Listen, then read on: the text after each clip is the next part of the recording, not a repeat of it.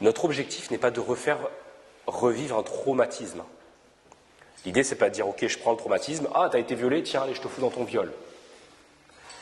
L'objectif, je dis pas ce que tu as fait, hein, je profite juste de ce que tu viens de dire, parce que j'ai eu ce mot revivre, je veux être sûr qu'on soit bien sur la même longueur d'onde. L'idée, c'est pas de revivre quelque chose, c'est au contraire de finir de vivre ce qui n'a pas été vécu dans l'expérience. Et c'est ce truc-là qui a fait traumatique. C'est vraiment deux choses différentes. C'est pas dire, je vais prendre le traumatisme, je te remets dedans. Non, c'est de trouver ce qui, dans cette expérience-là, ouais. Parce que c'est ça qui fait trauma, en fait. Et d'ailleurs, vous allez voir, encore une fois par expérience, je fais exprès de prendre la notion de viol, parce que, entre guillemets, ça fait partie des choses qui, quand vous commencez la thérapie, fait le plus peur, en vous disant, oh là là, mais quelqu'un qui s'est fait violer, je vais avoir peur, comment je fais pour, je veux pas le mettre dedans, puis on a plein d'images de ça, et en fait, vous allez voir que très souvent, ce n'est pas le viol, l'acte en lui-même qui va rester. C'est ce qu'il y a eu avant, c'est les yeux, c'est la sensation d'impuissance, ça va être une main sur l'épaule, je ne sais pas, mais en tout cas, c'est très rarement la sensation de pénétration. Je ne dis pas que ça n'arrive jamais, hein. Écoutez bien, hein. Je dis juste que très souvent, ce n'est pas ce truc-là qui va arriver, en premier. J'ai l'idée, encore une fois, d'un gars que je suis, lui, ce qui l'a traumatisé, c'est qu'il y avait dans la pièce son frère qui est en train de dormir et qui n'a rien fait.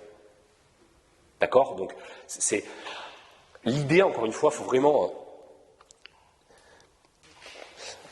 C'est la notion de résilience. C'est un peu comme le deuil, en fait. Logiquement, nous, en tant que thérapeutes, nous devrions servir à rien. Je m'explique. Quand vous vous pétez la gueule et que vous faites un bleu, qu'est-ce qui se passe? Votre corps est ce qu'on appelle résilient. C'est-à-dire qu'en fait, il va absorber le choc, il va créer un processus inflammatoire. Ce processus inflammatoire va permettre la guérison va être digérée, votre corps revient à l'équilibre. C'est ce qu'on appelle les processus homéostasiques. D'accord? L'homéostasie, c'est quoi? C'est votre système, entre guillemets, biologique et physiologique qui, à un moment, est là pour vous faire tout le temps revenir à l'équilibre.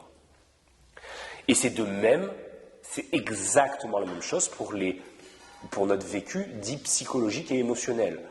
99,99% du temps, tous les chocs émotionnels que vous vivez, vous les intégrez. C'est-à-dire que vous faites foutre à terre, ça prend un temps, et puis vous vous relevez. Et on fait ça en permanence. Là où ça devient dramatique, c'est que quand le choc, qu'il soit physique et ou psychologique, émotionnel, vous frappe, et soit vous tombez bas à terre parce que le choc est trop fort et vous avez peur de ne pas pouvoir l'intégrer et vous allez vous figer, ou au contraire, quand vous vous effondrez, que vous restez en bas. C'est quand ça fige, en fait, que ça fait problème. Et donc, notre objectif, c'est de relancer les processus de résilience. C'est pour ça que nous, en tant que thérapeutes, on ne soigne pas. Je ne sais pas comment on guérit les gens dedans. Je ne sais pas faire ça. Je ne sais pas faire ça.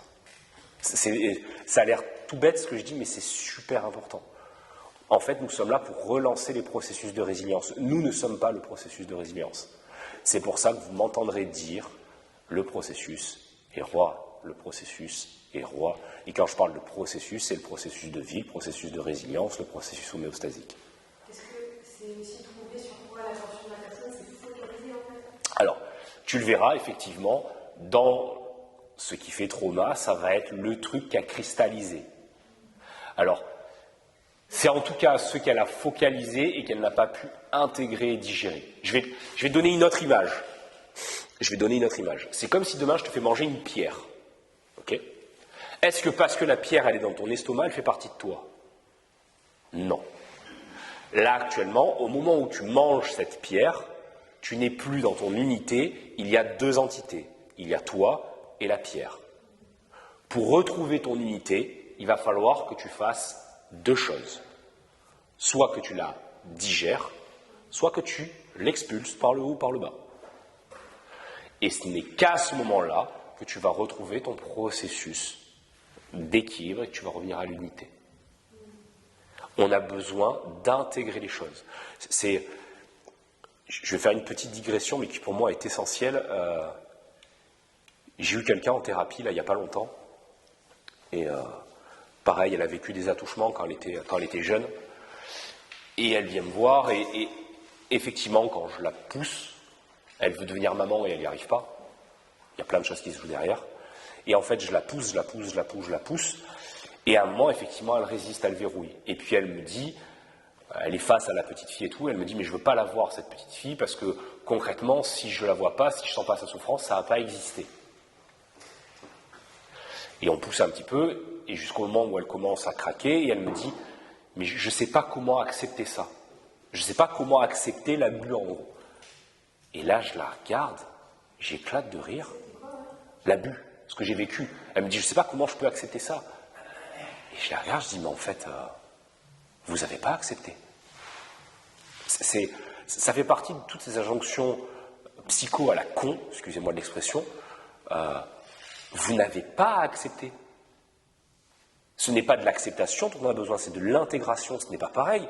Ça ne veut pas dire que, quand je me tourne dans mon expérience de vie, dire « Oh, ben je me suis violé, ben en fait c'est ok ». Mais non, c'est pas ok. C'est pas ok du tout. Par contre, je dois l'intégrer.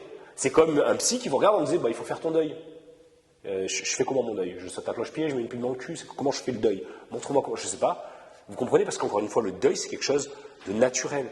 Et donc, toutes ces espèces d'injonctions font qu'à un moment, la personne, elle ne peut pas intégrer. Et quand je la regarde, je lui dis, mais en fait, vous n'avez pas à accepter. Vous avez à intégrer, c'est pas pareil. Donc, on a pris 5 minutes, elle s'est effondrée. Parce que ça change plein de trucs, en fait. C'est comme une personne qui vient me voir et qui me dit, ah là là, on m'a dit qu'il fallait que je pardonne. Mais pourquoi? Enfin, à quel moment il faut pardonner? C'est pas vrai. Ou alors une personne qui me dit il faut que je pardonne pour être en paix. Mais non, ça marche pas comme ça en fait. C'est quand tu seras en paix que tu pourras pardonner ou pas.